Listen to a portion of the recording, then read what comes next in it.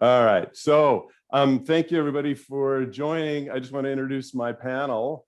They are here to keep me honest and keep me on the straight and narrow. First is Andre Malewitz. Of course, he is a co-refounder of WAM Engineering, WallyTools. This is Wally's son. He is a very accomplished mechanical engineer, leads a very large R&D component of the Medtronic.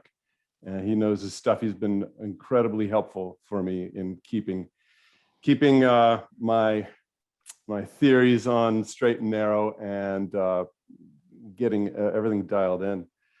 And Mark Doman has also been very instrumental as well. A good friend down in Australia. Thank you, Mark, for joining us at 5 a.m. Mark of Doman Audio makes the much revered Helix 1 and 2 turntables. These are quite amazing engineering feats. I encourage everybody to check them out. He's a metrologist. That's a person who studies measurements and a mechanical. I thought it was the guy that said that it'll be sunny with showers later. Yes, well, that's pretty close, isn't it? Michael, yes, the analog guru. We're talking that we all know who he is, Stereophile and Analog Planet. He's been a big supporter of Wally's from early on, and I think Michael, is well known for. I don't know anybody who's got more of an encyclopedic understanding of the vinyl industry and records in general. I'm really honored to have you. Greg, we were also very honored to have you, the audio analyst. So Greg goes through the prodigious amount of work to publish a video every week on his YouTube channel. I always look forward to them every Sunday. I suggest you check them out. He's, of course, a reviewer for the Absolute Sound, Positive Feedback, Enjoy the Music, Stereo Times, and Soundstage. He gets no around. longer with the Absolute Sound, buddy. No longer. Okay. No longer with the Absolute Sound. All right. Well, I will take that there. I take that off, but for public. So now you can call it the obsolete sound. Yeah. Sorry. All right. Just a joke. Yeah. Just a joke, yes. Folks. All right. I just want to set expectations for what we're going to be doing here today, what we're not going to be doing here today.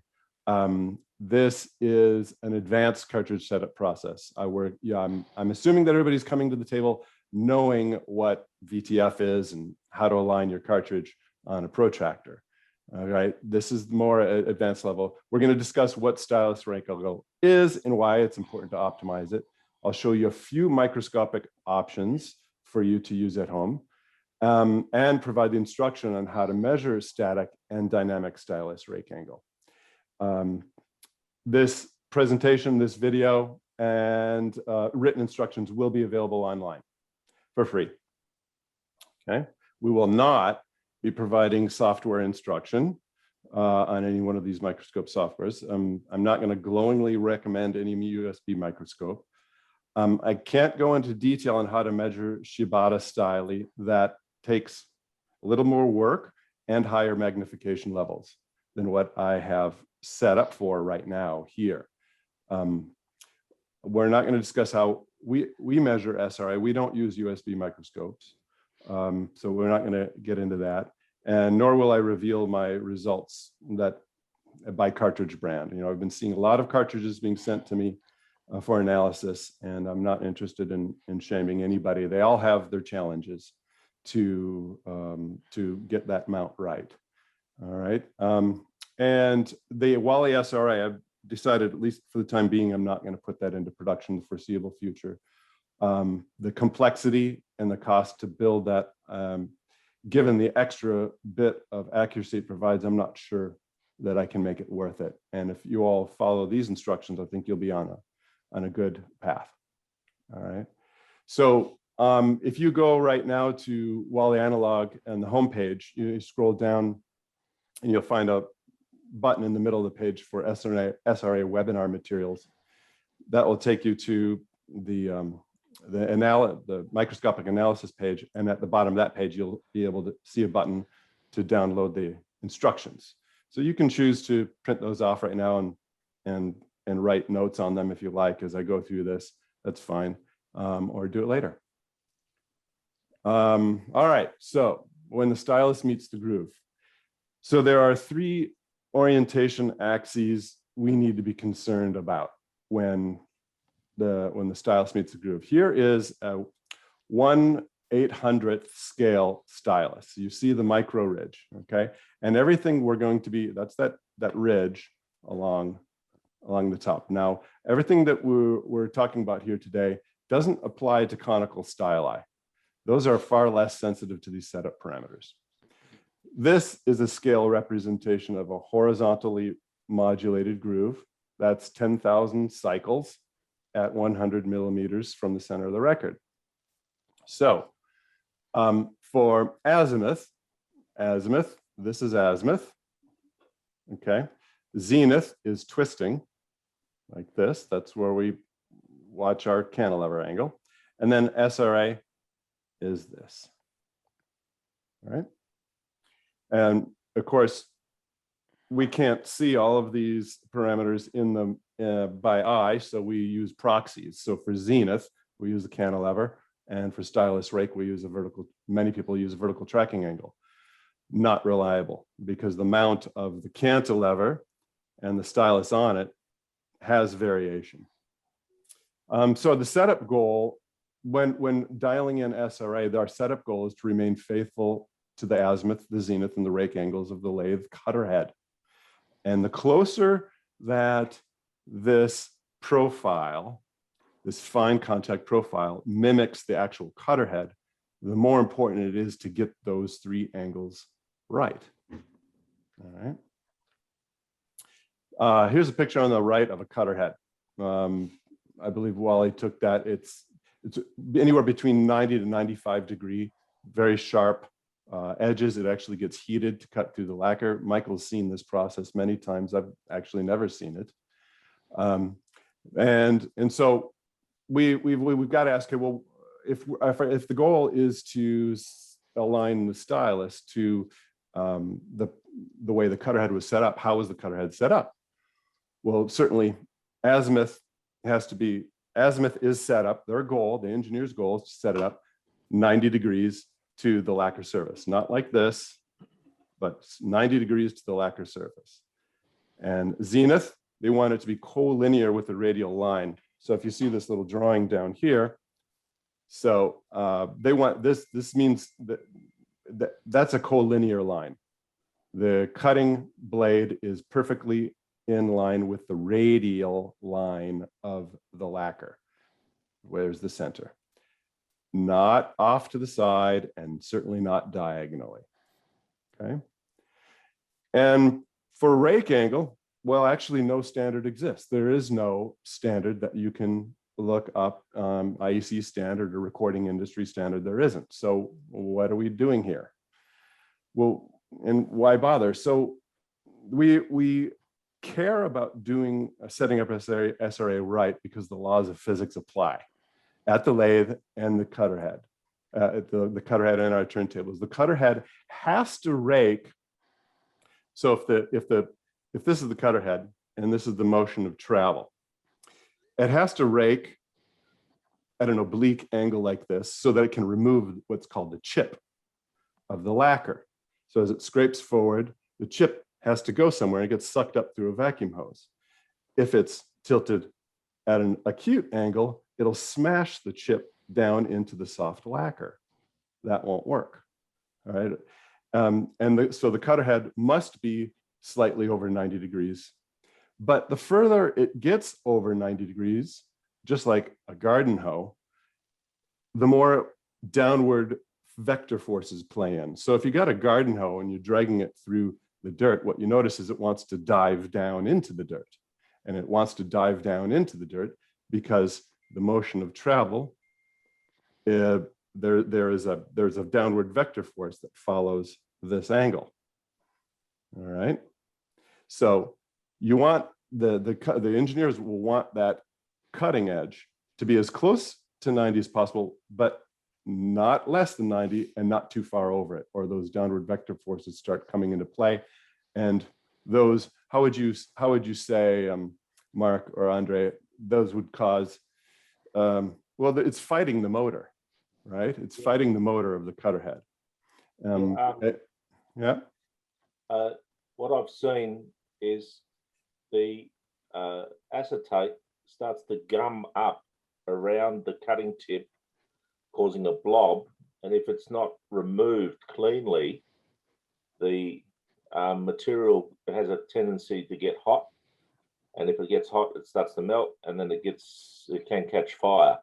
So during the cutting process, so they want to get that spiral cut spooling off the swarf very cleanly to enter the vacuum tube, which sucks it away out of the area so that the cutting tip is always clean.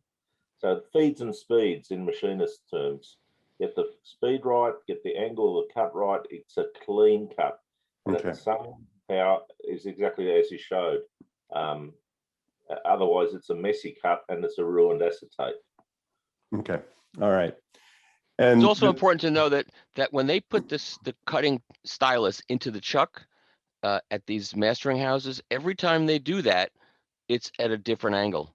It's very difficult, almost impossible to maintain a uniform angle. And it's just a fact of life that you can ask any of these guys, Kevin Gray or Bernie, they put it in there and they tighten it and it's different each time.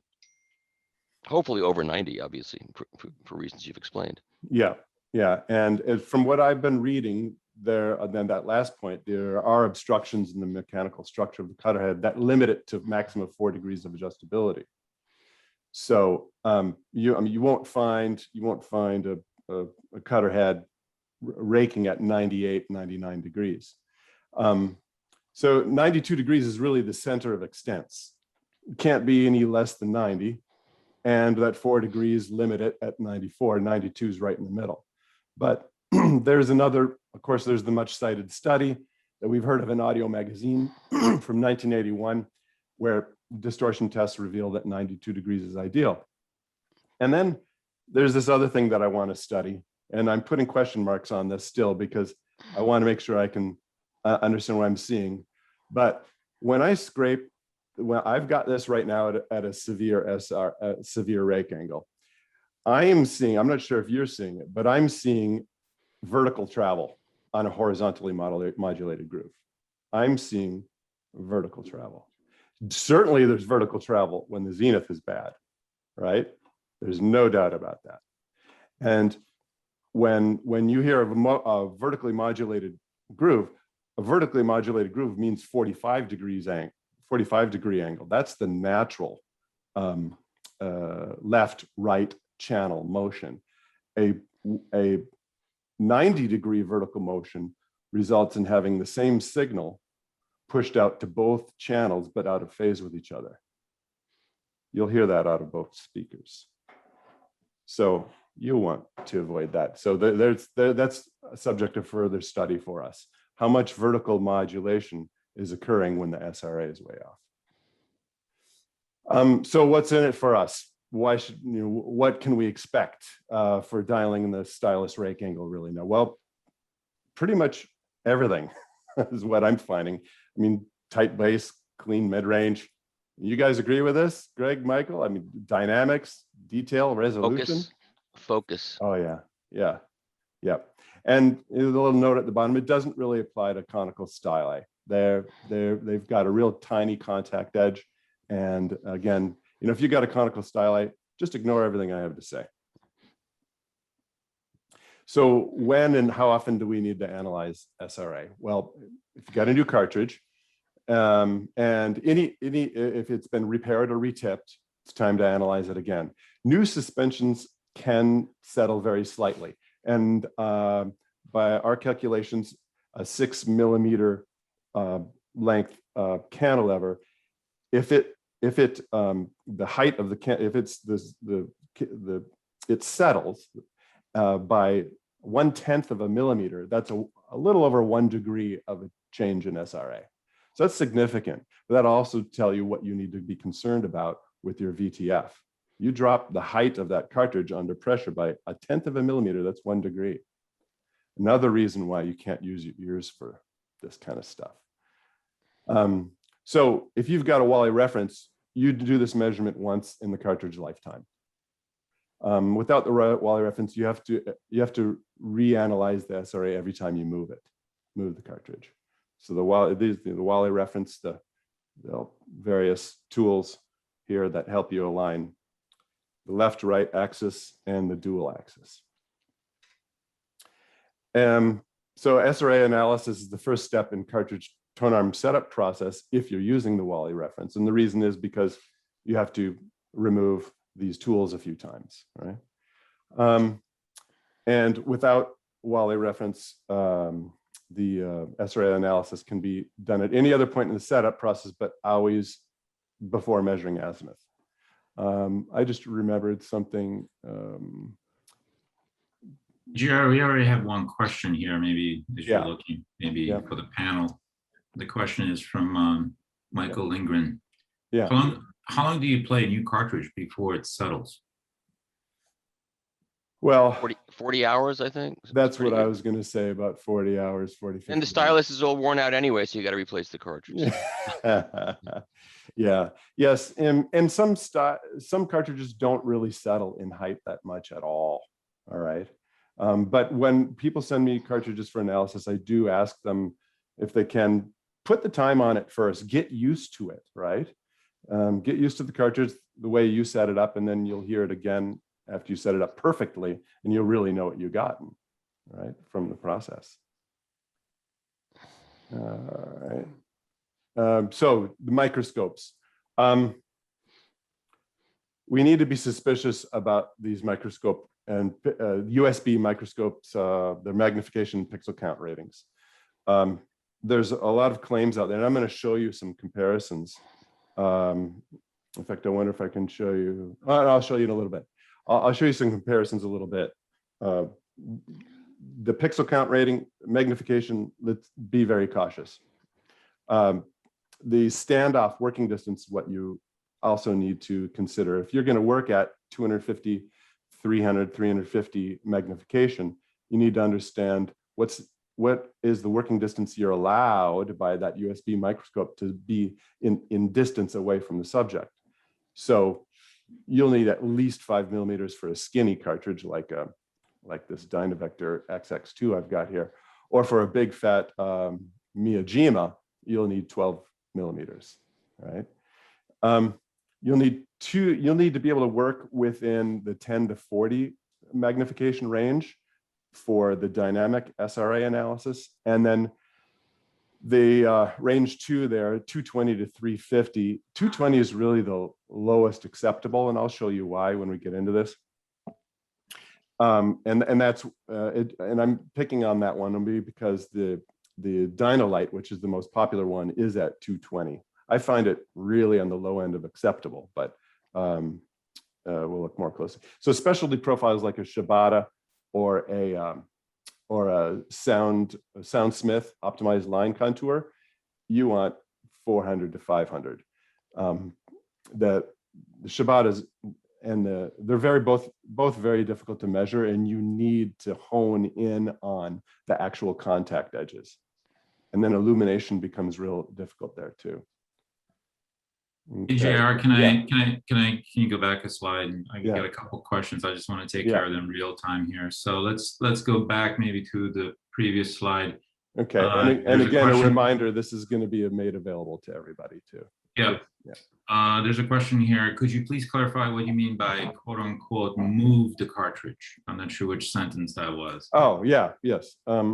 So if you've done your Stylus Rake angle analysis on a particular cartridge on your tone arm, and you remove the cartridge and then subsequently change the tone arm height, all right, maybe you're putting in a second cartridge or something, you'll have to go through the process all over again unless you've got a WallyReference. Okay. Yeah, I mean, if you just remove it, don't touch the tone arm height and throw it back in, yeah, you're fine. Okay. And then the next slide, please. The question about the 5 to 12 millimeters is it from the cartridge or the stylus?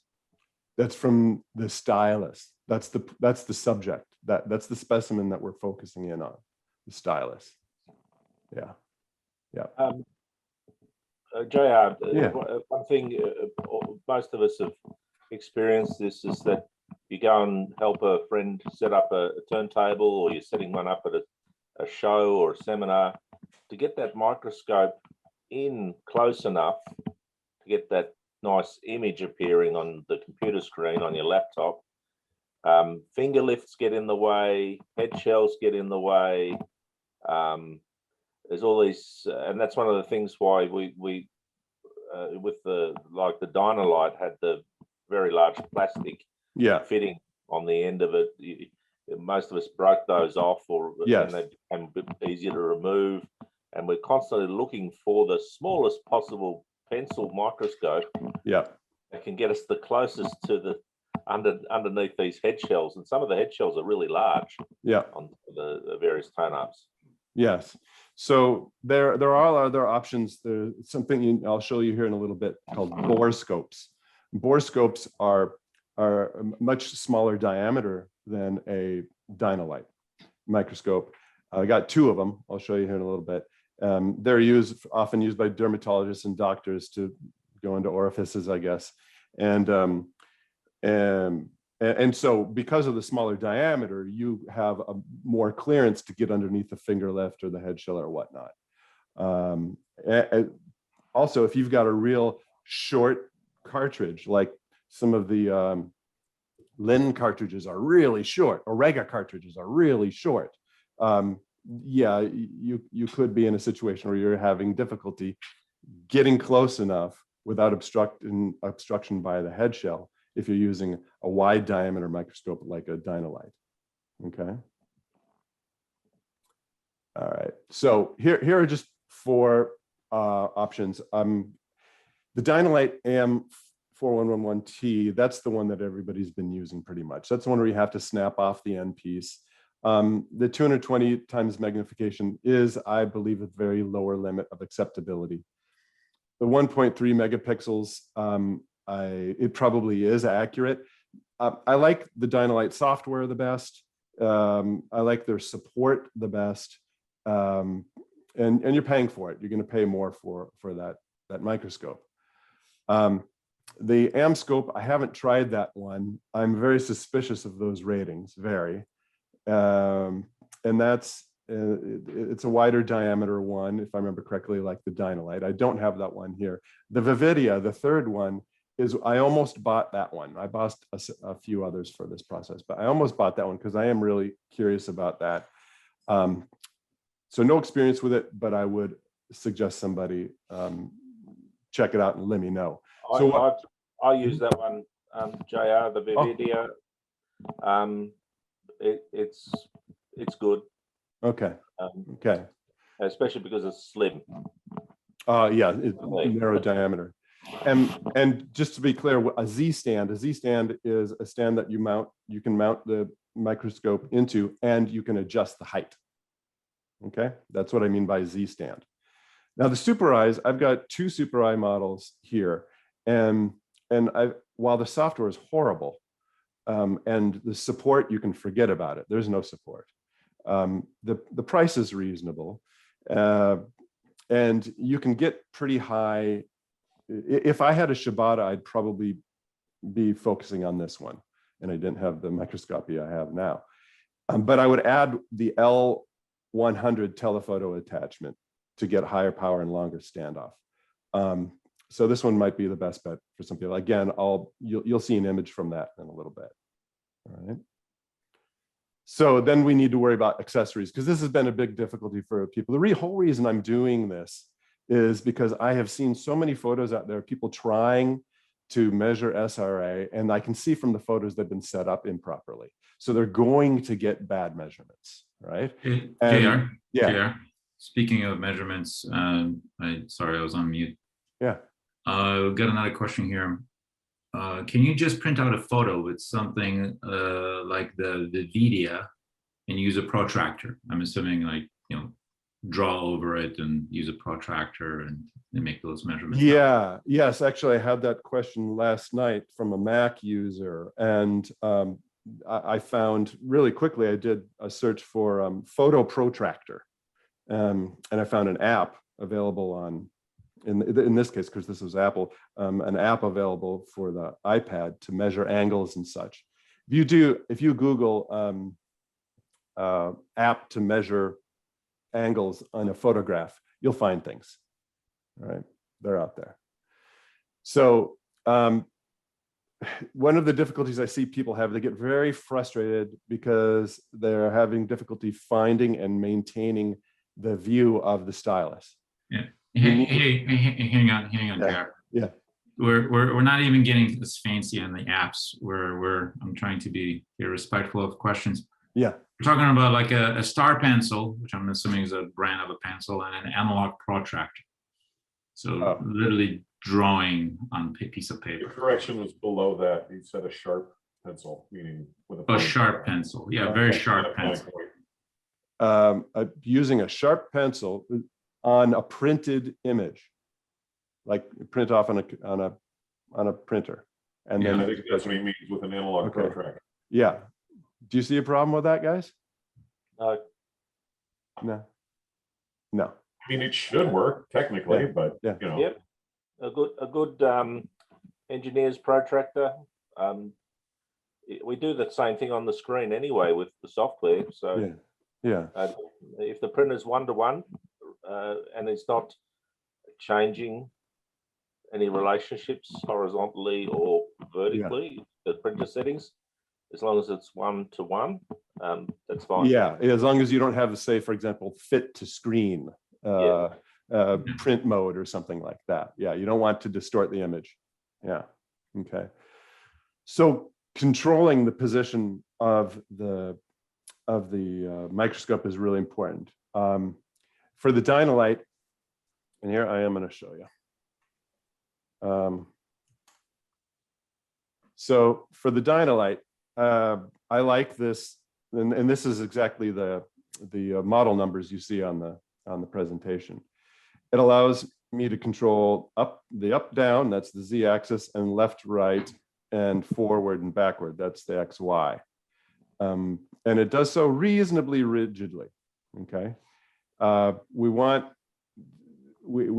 helps so much in finding the target and keeping it in view. So and then you've got here, since I'm showing it now, we've got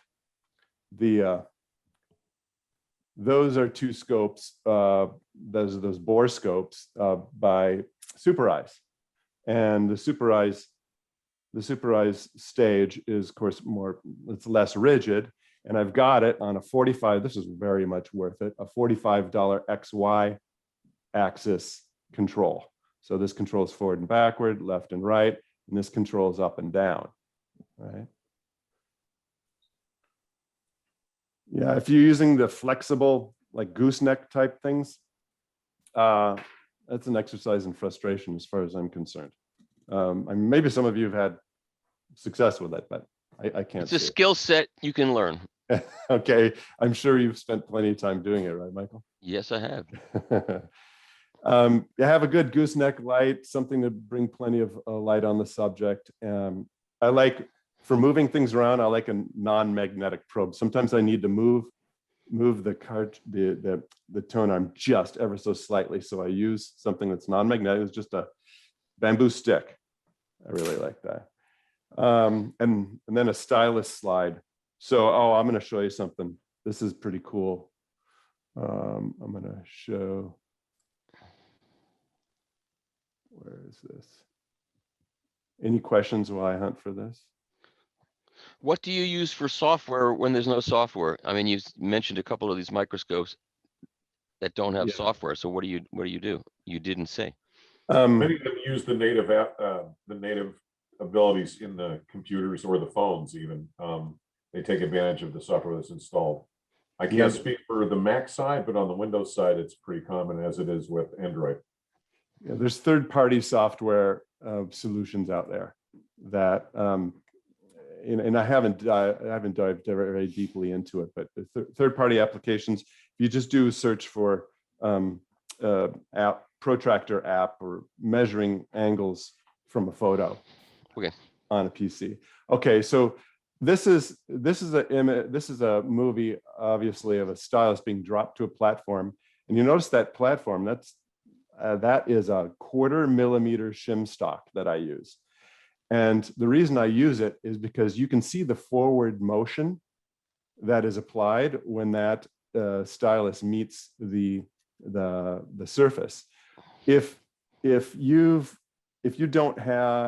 that's on aluminum, it will actually scrape up a piece of aluminum. I was doing that for years until I realized what was happening. This is why you don't want to drop a needle onto a non-moving record. Make sense? All right. Let's see, go back to this. Okay. So rigidity is really, really important. And then I think this is the last slide. Do we use WallyReference or we not use WallyReference? So, WallyReference will decrease the time you spend with the setup of the microscope, because you'll find the native SRA, that is the Stylus Rake angle that your cartridge exhibits when it's under its targeted vertical tracking force and has a perfectly level head shell. And then that's it, you're done. You can use then the WallyReference to dial in the perfect angle. So that becomes repeatable. You can remove that cartridge, put it to another tone arm, and use the WallyReference, and not pull out your USB microscope to do all the alignment again. It's really quick and easy with the WallyReference. And then, of course, it allows you to have confirmation that the stylus was mounted with acceptable limits. I am seeing a lot of very poorly mounted styli, and if you're going to have a conversation with your tone arm, with your cartridge manufacturer, it's good to be armed with the knowledge of what angle it's mounted at. Right, and WallyReference will do that for you. And then lastly, the shim option. If you've got a WallyReference and your tone arm can't achieve the perfect angle, because particularly in longer tone arms, so if you got a 12-inch tone arm, you've got, it takes 5.5 millimeters of up or down movement in order to make 1 degree of difference. A 9-inch tone arm is about 4.1 millimeters. So what do you do when you've got to adjust 3.5 degrees? Well, that tone arm is going to be way up here, way down here, and it may not even make it before coming out of the base altogether or hitting bottom. So if you know your ideal angle, your native angles, and you communicate them to me, I can make a custom shim for you and send it to you. All right. Hey, JR. Yeah. Just want to take care of here about 3 questions here. Let's go through them in reverse order. Which the first one is probably appropriate for this slide is, how do you level the head shell consistently? WallyReference. I don't know of any, bubble levels, forget it. I once purchased 100 of them, and then I was going to use them as part of the early development of these. And I decided, well, let me see how accurate they are. I lined them all up. I threw away 40% of them off the bat. I lined them up on a piece of granite. They didn't agree. 40% of them didn't agree with the rest. I threw them away. Then I rotated them all 90 degrees, and I ended up throwing another third away. So they're really inaccurate. I don't know any other way than this. Okay. We're getting 2 more questions related to that. If the WallyReference is played atop a record, how much can even the slightest warp present in a new record affect its accuracy? Wait, if I understand the question correctly, so when you use this, yes, you use it with a record on the platter, but make it a flat record. A flat record, yeah, that makes sense. Yeah, make it a flat record. All right. How are we doing on time here? Because we're getting a little bit more questions here. With different styli geometries, how does one draw the line for the angle of the stylus? Okay, I'll get that. I'll get to that. You'll get to that, okay. Yeah. And then going backwards a little bit, okay. Does software use the microscope resolution possibilities? I'm not sure if I understand that question. Does repeat that? Does software use the microscope's resolution possibilities? I'm not Maybe sure you I can- understand the question. Okay, so I'm going to ask Daniel maybe to clarify this. Okay. And then we have a request here. Please briefly show the previous slide with the different options. And just a reminder, this is being recorded. So Yeah, it's being recorded and this presentation will be made available to you. yeah. Yeah, So afterwards. you I can will maybe post this comment online. on that. Okay. All right. All right. So I'm going to move to a view. You guys see, do you see a drinking straw pointing at you real big? Yes? You all see that? I thought it was an eclipse. All right. So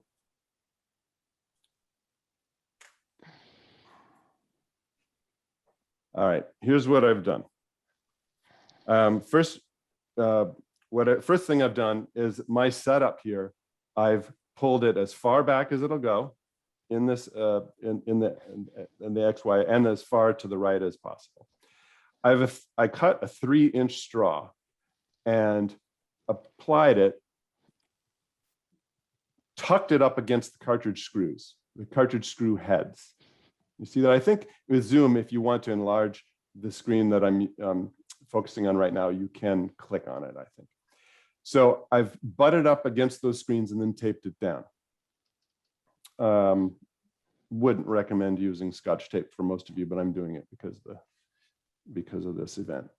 So what does that do? That gives me a means to which I can make sure that I am looking that this camera angle that it's facing will be perfectly perpendicular, or as perpendicular as possible, to the cantilever. If this camera is off by if it's off by 6 degrees this way, that will result in a 3-degree error in my measurement of SRA. So we want to make sure that this camera is looking perfectly perpendicularly to the cantilever. So my proxy for the cantilever are the cartridge screws. Make sense? Now, I have to align the camera to the straw. So what I've done is I've put the straw, I've focused on the end of the straw as close as possible. Could you take this, please? All right, I'm gonna have somebody kind of keep an eye on the action here. All right, so I've focused on the end of the straw and put it in the center of my frame. Now I'm gonna zoom in on and I'm gonna see, oh, am I going the wrong way? I'm gonna see the far end, the distal end of the screw. And I wanna look for it to be concentric with the outside end. Does that make sense, guys? Can you show it? Okay, so there's the outside, the closest. That's called the proximal. That's the part of the screw that's closest to the camera. I'm pointing at it if you look at the inset. And now I'm changing the zoom so that I can see the back side of the camera. And those are roughly concentric with each other. The two circles, the far end of the straw and the near end of the straw. Does that make sense? Michael, Greg, yeah? Yep. All right, good. All right, now I know that and if I need to align, you see how it's going out of concentricity? See that it's out of concentricity? So I have to align the stage perfectly. And you also notice, here's a tip. If you look down here, Michael, I've got spikes on the bottom I put little spikes on the bottom of the stand to make it extra rigid. Rigidity is everything. Now I'm gonna press it down into the wooden tabletop so it doesn't move. Okay. Don't do that on the gentleman's very expensive vintage walnut burl No. dining table. Good advice. Good advice. Whoop, I got it out. Okay. All right, there we go. All right, now, what else do I have to do? I have to make sure that my VTF is set properly. because we're now going, and the stylus is clean. We want a clean stylus. I laid, if you look at the inset, watch my finger here, I've put a CD on the edge of the platter, and I've lowered the stylus down to the edge of the CD at a point about where the record begins. Okay. So we've now got the scope aligned perpendicular to the cantilever. Now I'm going to drop the scope down until I can start to see the stylus. Yes, it's out of focus. Yes. All right. And I always want it in the center. Let's see, zoom in. There we go. And I always want it in the center of the frame. So now I'm going to move the other axis and get it in the center of the frame. Now, again, I don't use this method for our own analyses, so I'm still getting used to this myself. All right, now we got to start zooming in on it. And as we do, I go a little bit at a time because I want to keep it in the center. Now I'm going to do a coarse adjustment. Oops, shoot. I'm going to do a coarse adjustment. I used the wrong setting. Damn it. All right, here we go. I unscrewed the wrong screw. Here we go. So I'm going to start to get closer. Scoot it way forward. You can see I'm scooting it way forward. Starting to come into position. I'm going to reset to be in the center of the screen. Let me know if I'm going too fast, fellas. Okay. I'm getting there now. I'm going to zoom in more. Scoot it forward again.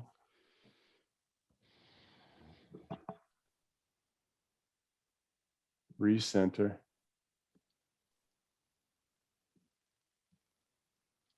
And it's going to go real blurry here for a minute until I can get it just right. Now I'm using fine focus to come forward.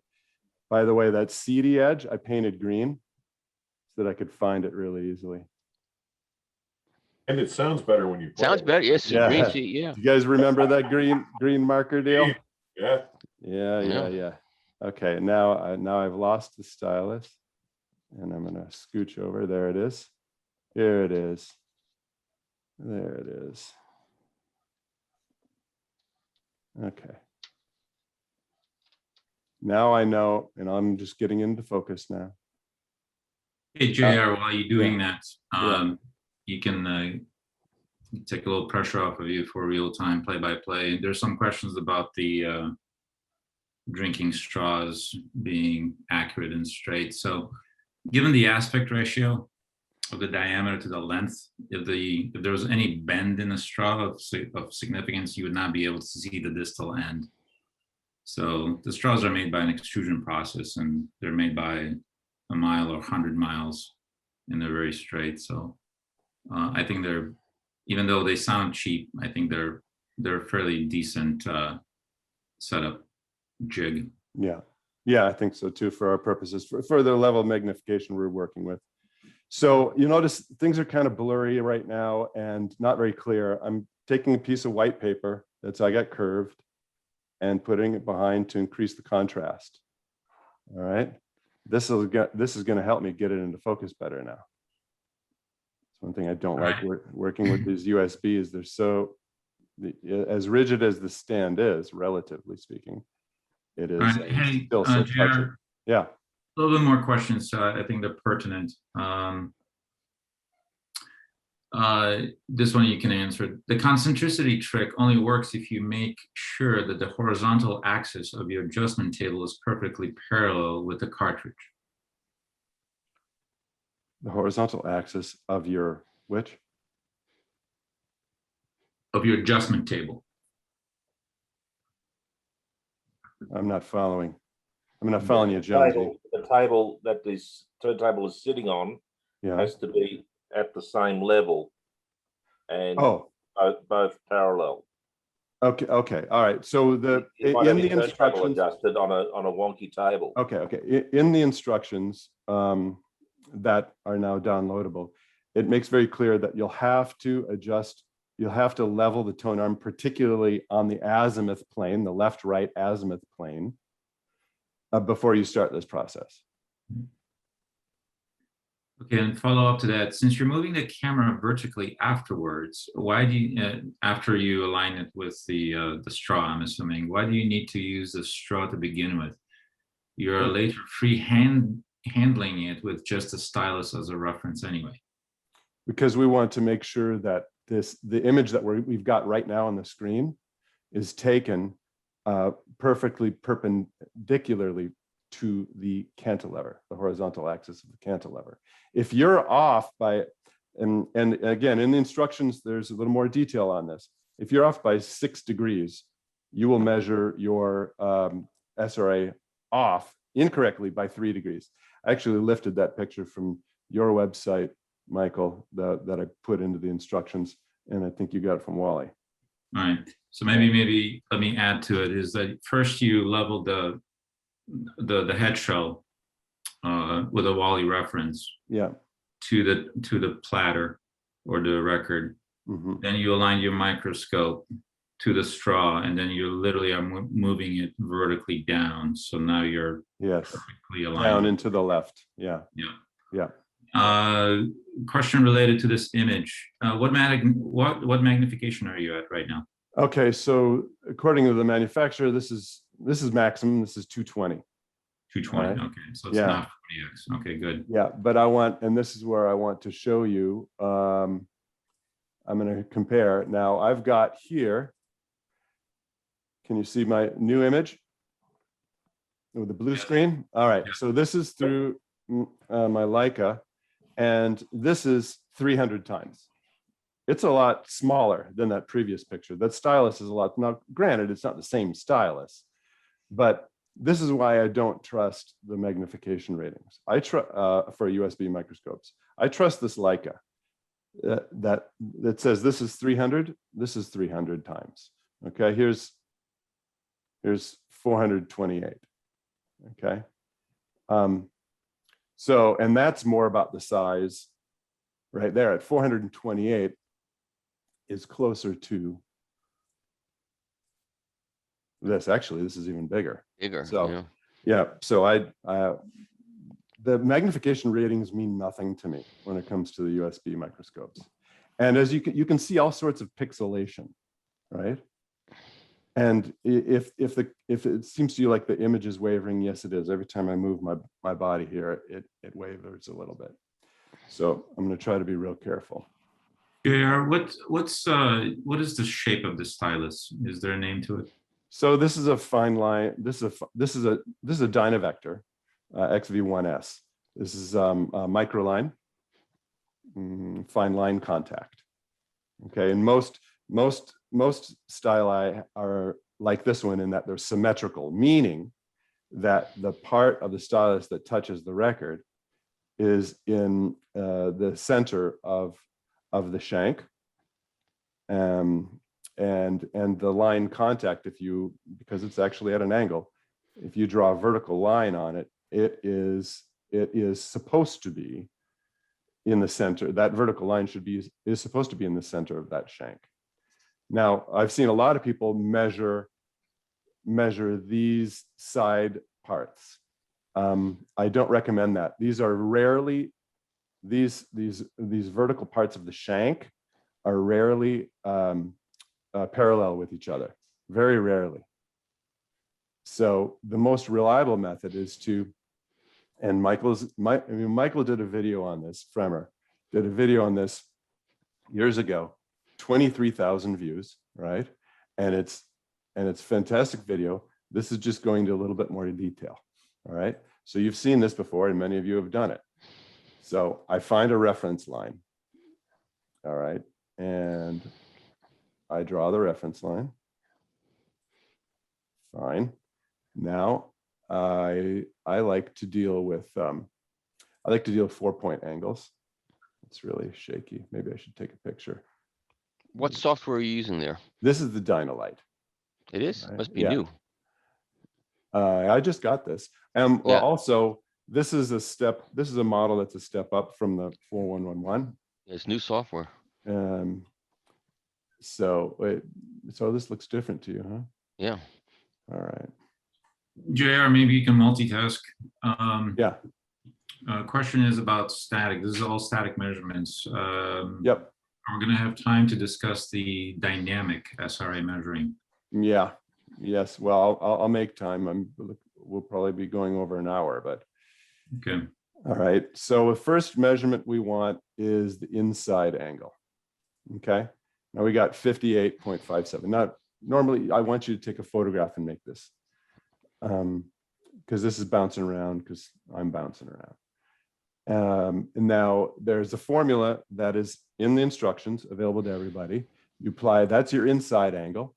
And now you do the second one, the outside angle. And normally I'll take much more care than this. All right.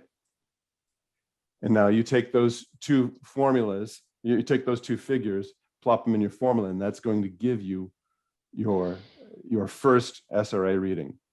What I want you to do then is save this photo and do 4 or 5 more. But do 4 or 5 more and change the focus a little bit, change the lighting a little bit. Okay. If you can do a higher magnification, do a little bit higher magnification. The point is to get more than one image and take the average of them. Okay. Because there's always some error in your laying the lines. And furthermore, depending on what you focus on, it will change where you're going to drop your lines a little bit. All right. You shouldn't get big variation. You shouldn't get 1.5 degree difference between all of your images. If you are, then something's gone wrong. All right. Any questions on that? I got a question here, which I think is pertinent about this measurement of the SRA. Is why is it important for playback to match the cutting tool angle? That the stylus is matched in the SRA in this rake angle to the original cutter. Because you're dealing with a single cut stone. Doesn't matter if it's stone or whatever. It's a single fixed material that's supposed to read information from 2 different sources, left and right. Depending on how that is angled, it will modulate in the groove differently. So if the cutter head has cut these grooves at a particular angle, we want to replicate that same angle as closely and faithfully as possible. Otherwise, you'll get, and again, here's the most visible. Yeah, let me see if I can get that just right. Most visible. There we go. See, see how it's going up and down? See that? Yeah. That's because it's angled. There's no up and down with this groove. It's a horizontally modulated groove. It should just go left, right, left, right. You got it off, you're going, if you got the angle off, you're going up and down now. That's not part of the musical signal. So the answer is that as the grooves are cut by the cutter, we want to align the stylus to be essentially the same angle as the cutter. Yeah, I mean, and we can't expect that it's going to be the same for every record. I certainly do not change my tone arm height for every record, even different record thicknesses. It's just not worth that. It's not. But the performance difference between having your SRA at 92 dynamically or 96, 97 is huge. Okay. Yeah. Hey, JR, we're getting bombarded with questions here. So maybe I'm going to try to pick out the most pertinent ones, and maybe others we can just take off in an email conversation later on.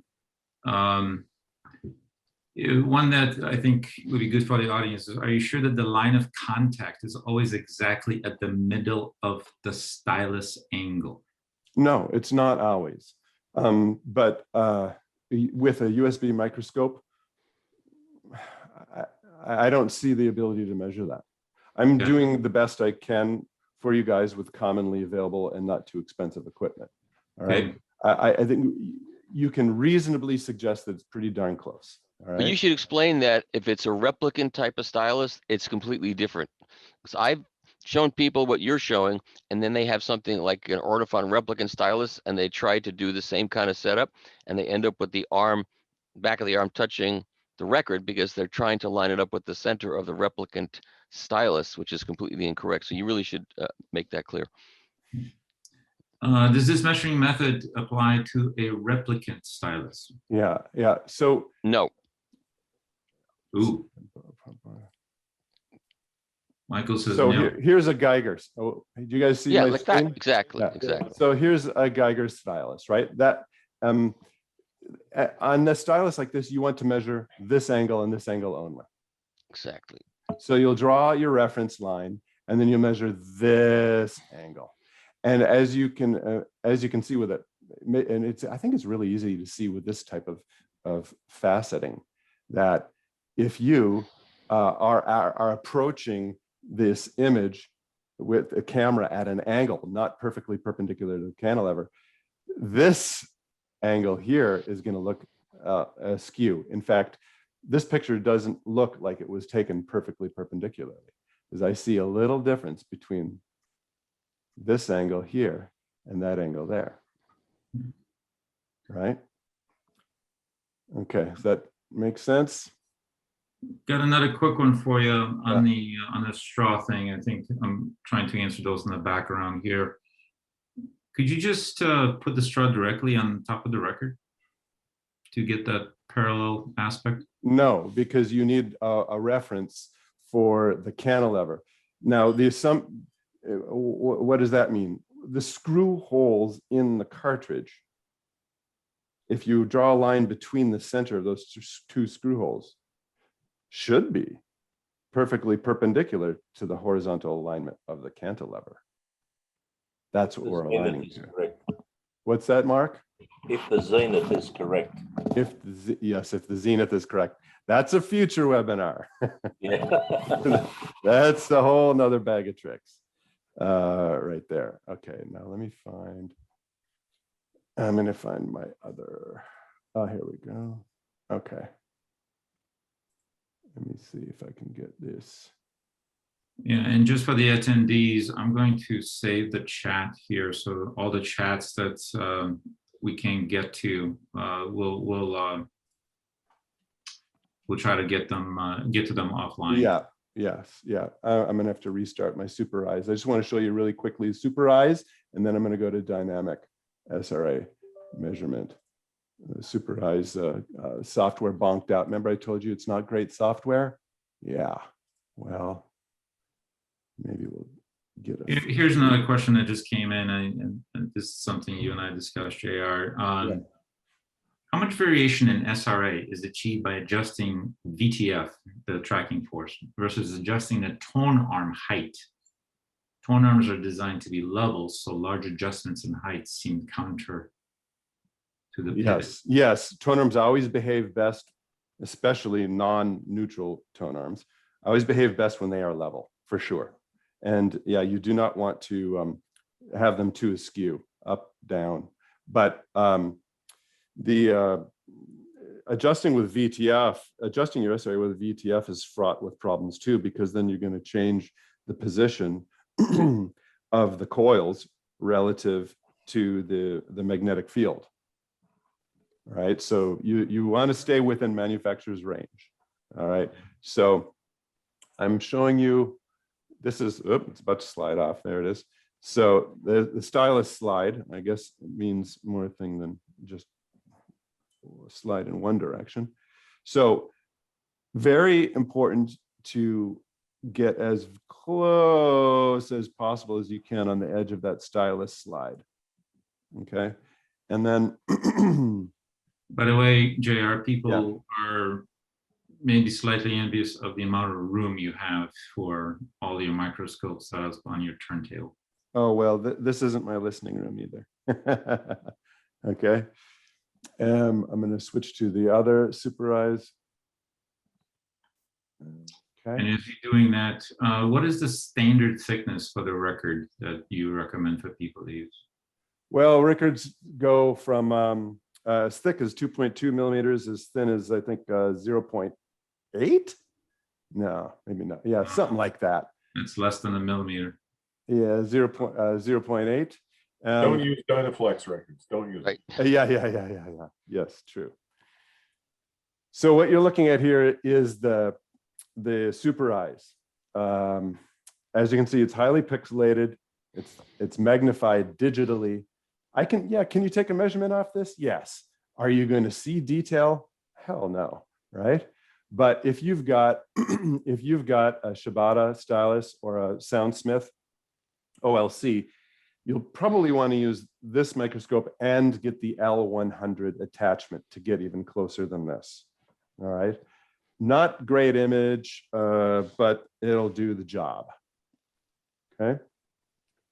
And let's see if there's anything else here.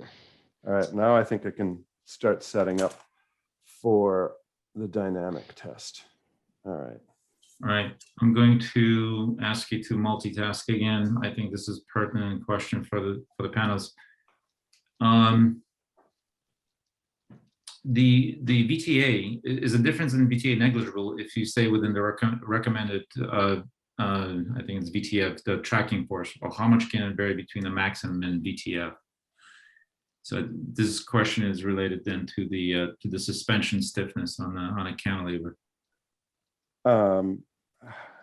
Sorry, I was only half listening. Anybody else take care of that while I'm setting up? No?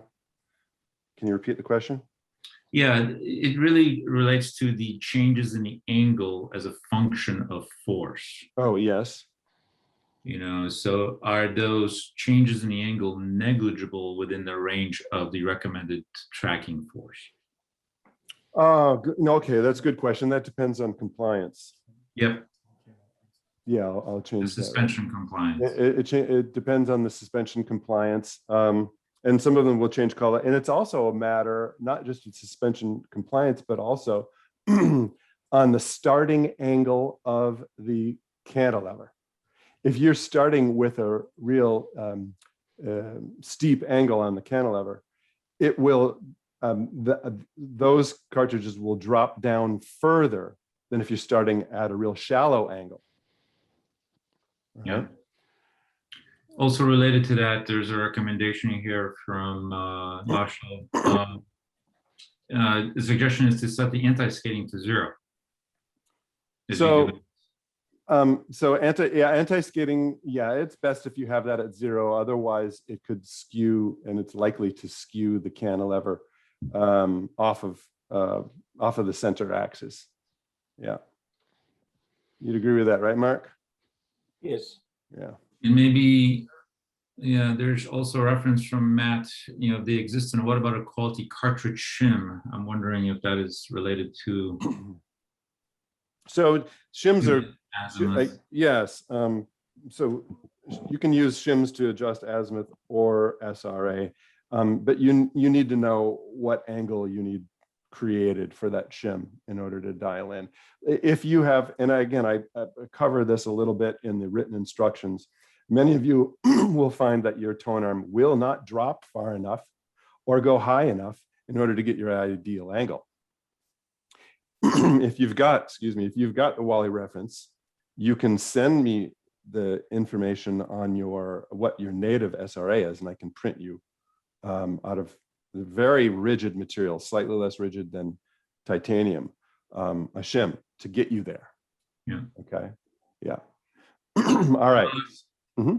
Question from about 3 minutes ago. For this image, do you measure from the white area or the black area? I'm not sure what that is referring to. Hopefully. The wet area? The white area or the black area?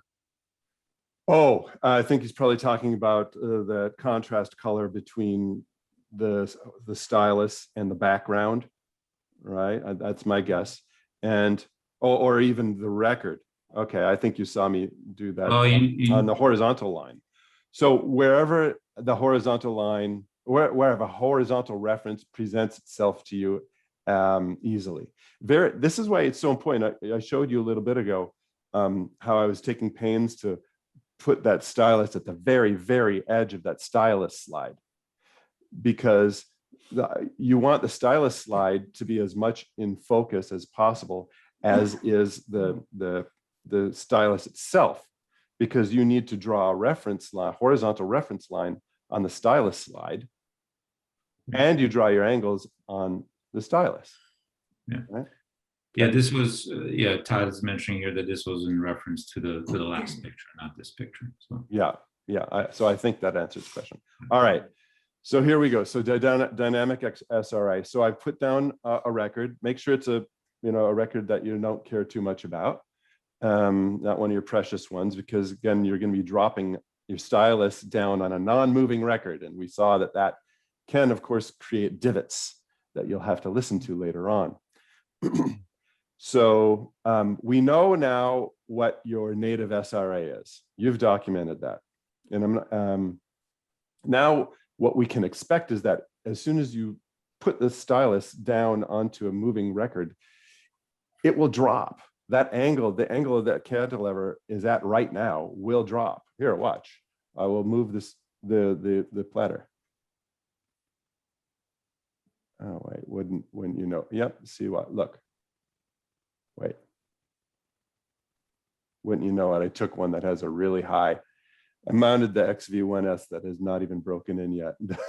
It's not going to change much. It's like a ½ degree change. You can see it though. You can see it. Okay. Visible. Yeah. Okay. Yeah. But I've seen as much as 2 degrees change. As much as 2 degrees. And again, the steeper the angle, the starting angle, the more it'll drop, all things else considered. Okay.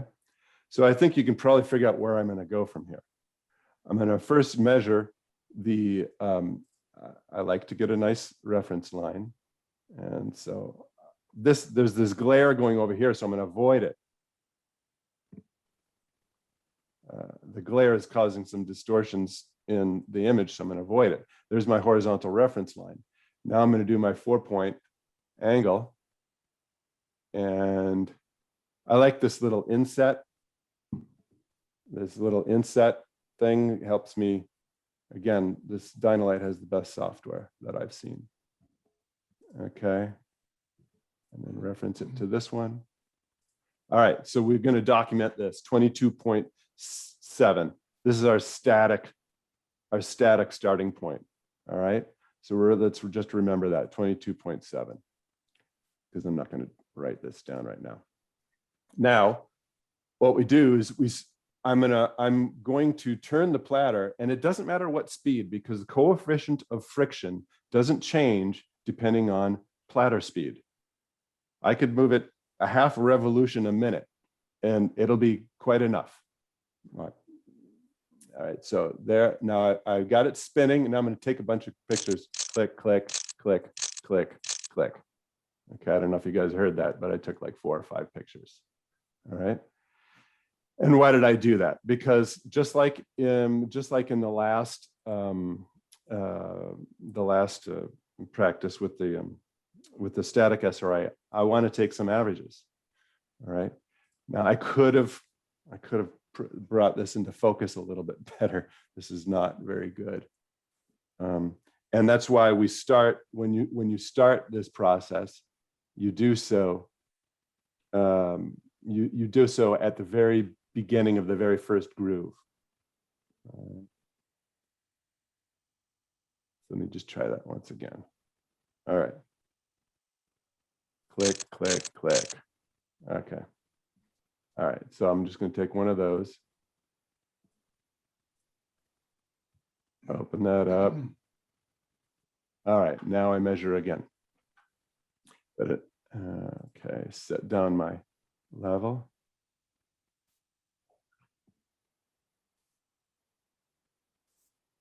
What was the last? 22.697.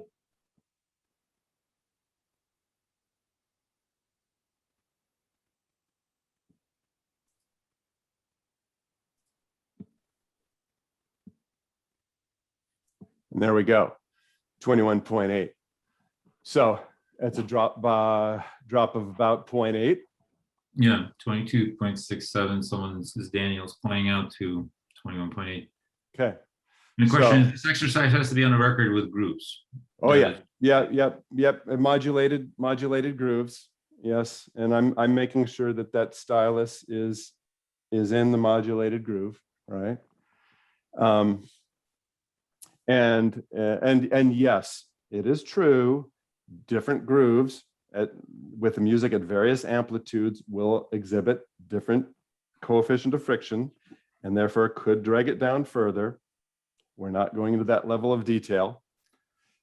That's overdoing it, I bet. But as what we see here is we've dropped the angle of the stylus of the cantilever by about 0.8 degrees. So then we take whatever we had measured using the average of the 4 or 5 static SRA images and we reduce it by the average reduction of angle in the photographs we've taken here.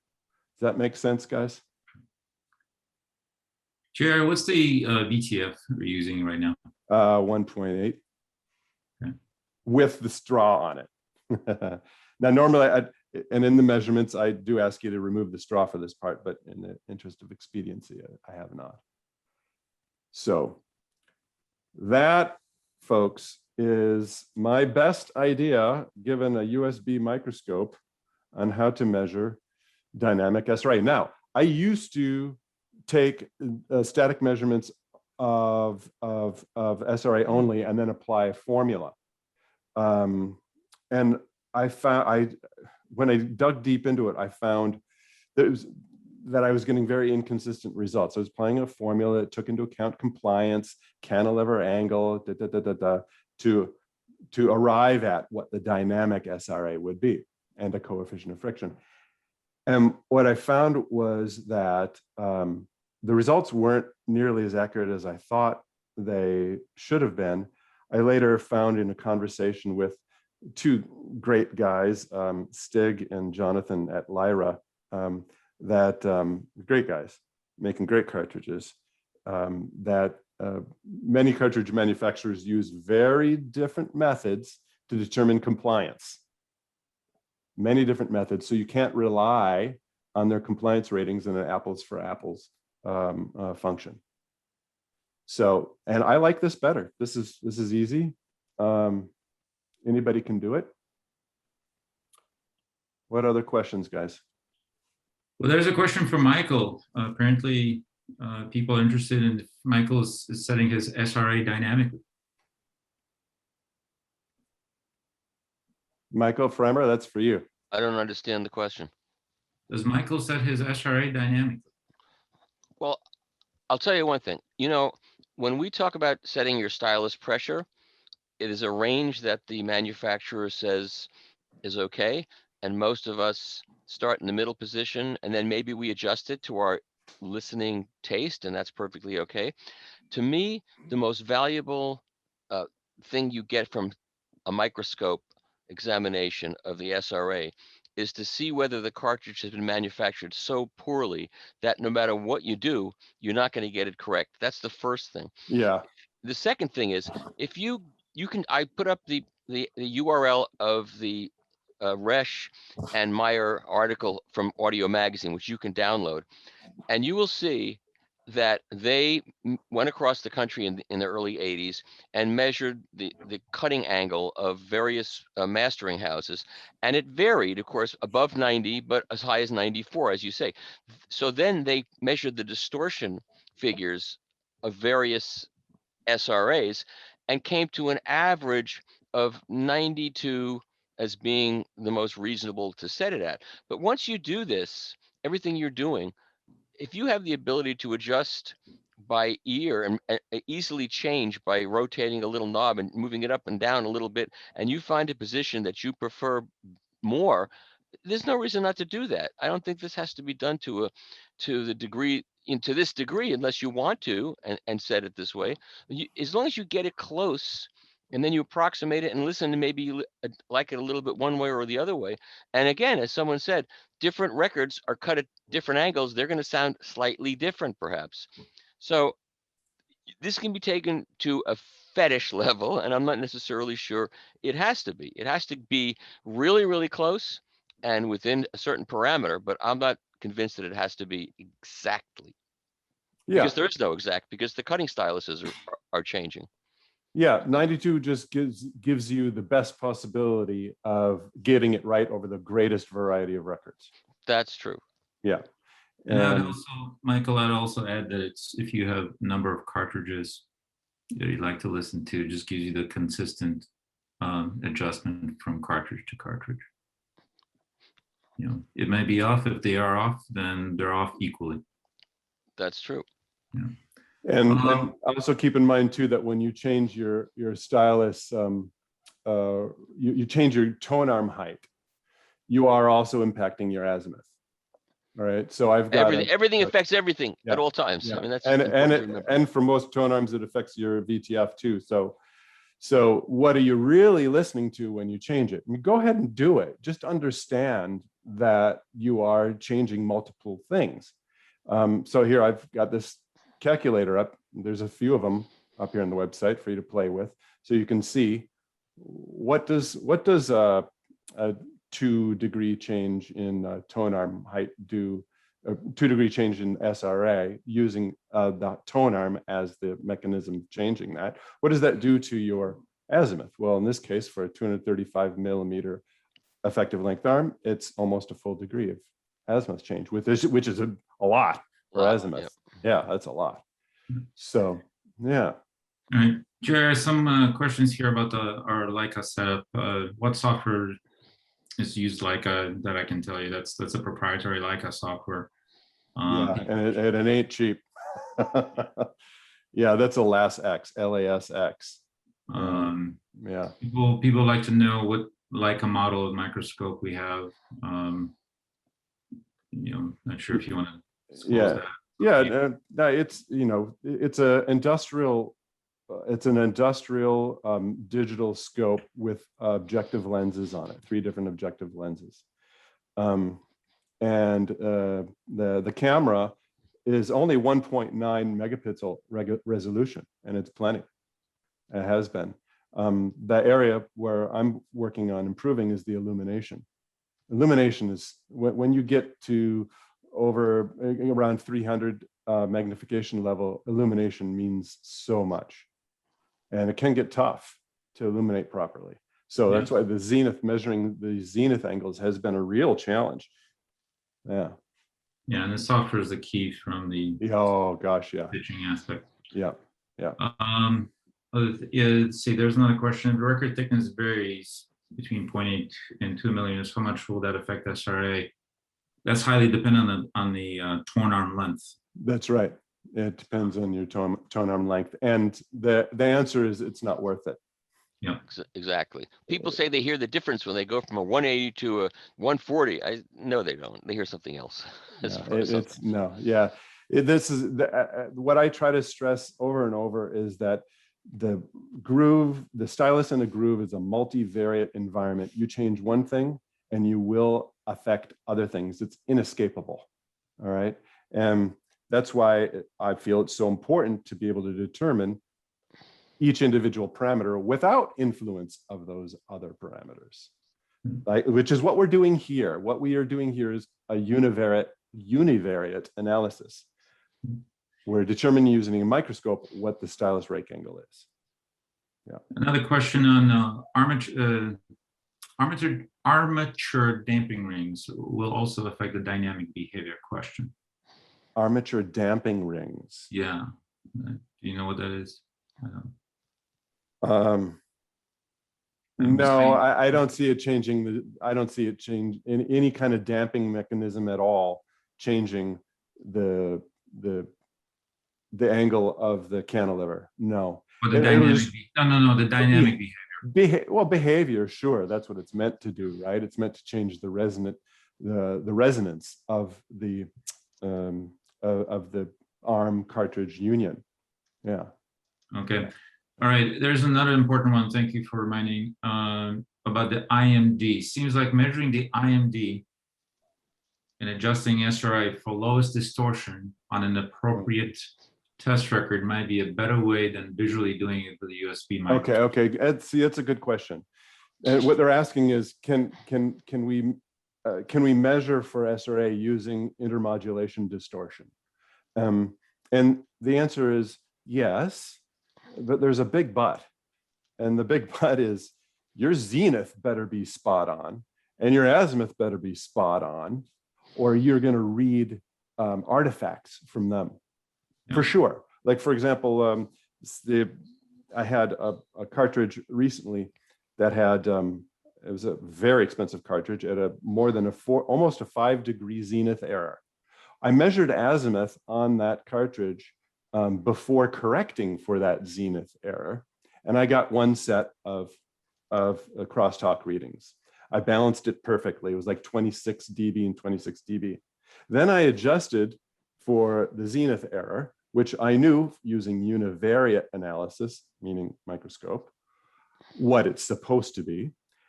And then I measured azimuth again, and my azimuth was off. So I ended up tilting it the other way. The crosstalk reading went from 26 to almost 30 and 30. So the point is, you have to have a Rosetta Stone.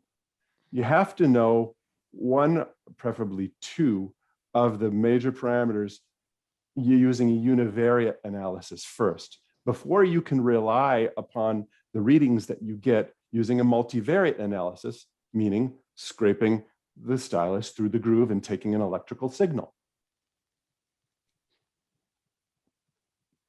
Makes sense?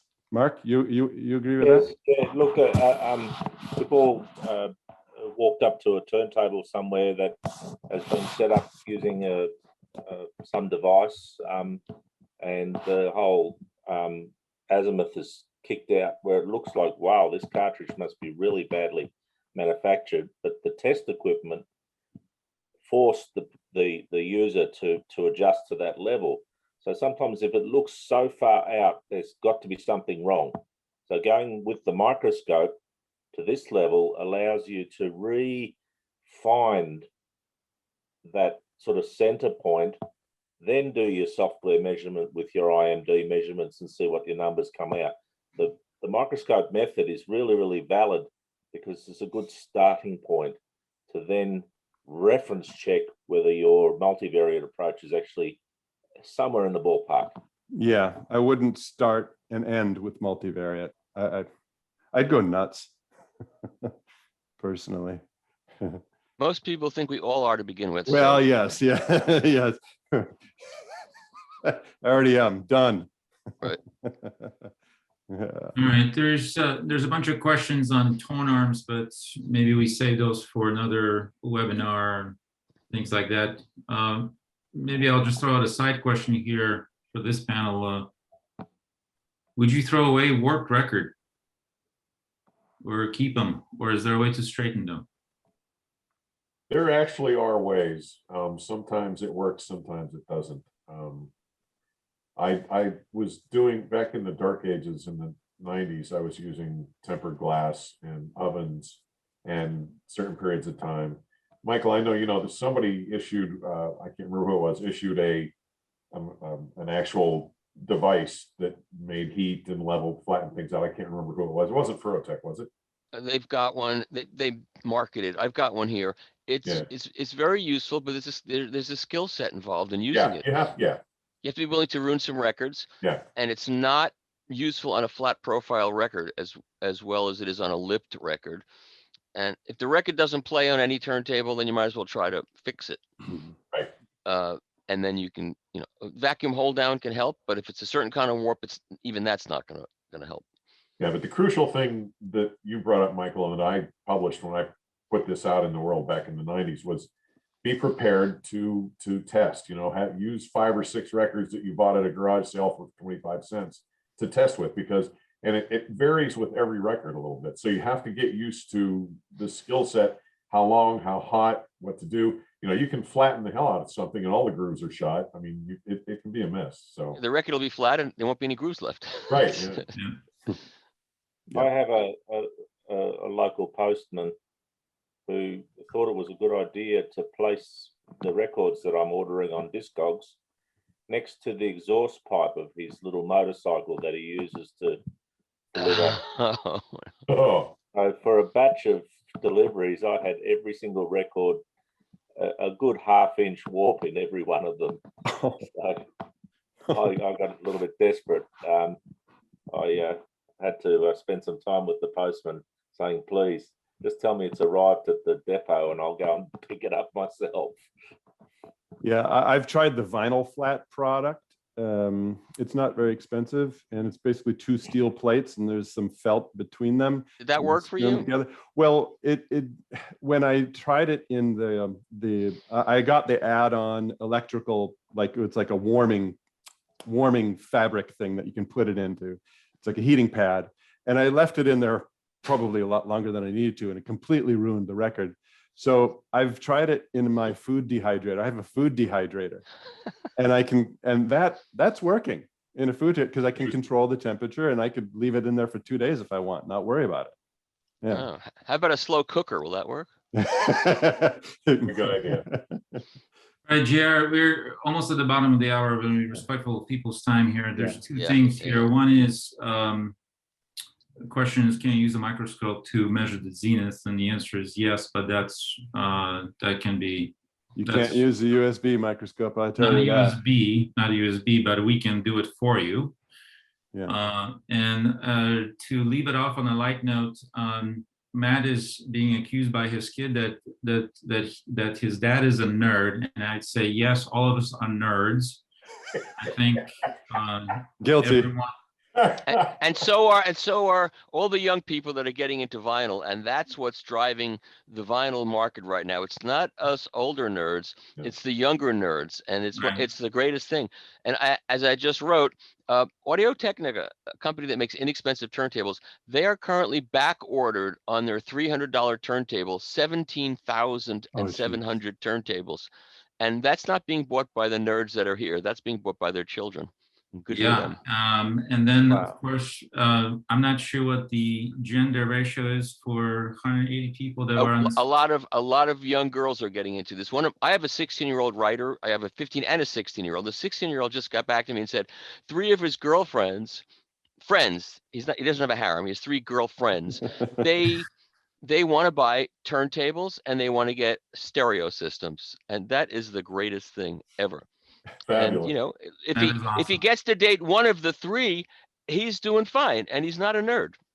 So we appreciate the young females coming into the vinyl, and we also appreciate the supporting spouses for the older nerds that we all are. So do some of you have those? I'm sorry. I know JR and I do. So yeah. So we're very grateful for that. That's true.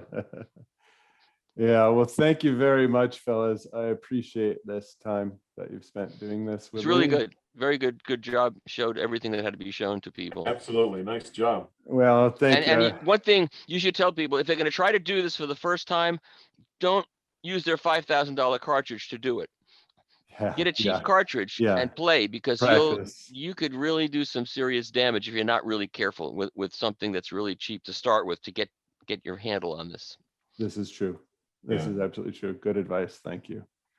All right. All right, fellas. To save the chat for you, JR, we'll get to some other questions that we couldn't get to. Thank you so much for all the attendees. Yeah, I'm happy to answer some more questions, but the panelists, you can drop. I'm going to go list records now. Okay, I've had enough. Thanks. Thanks, everybody. Great job.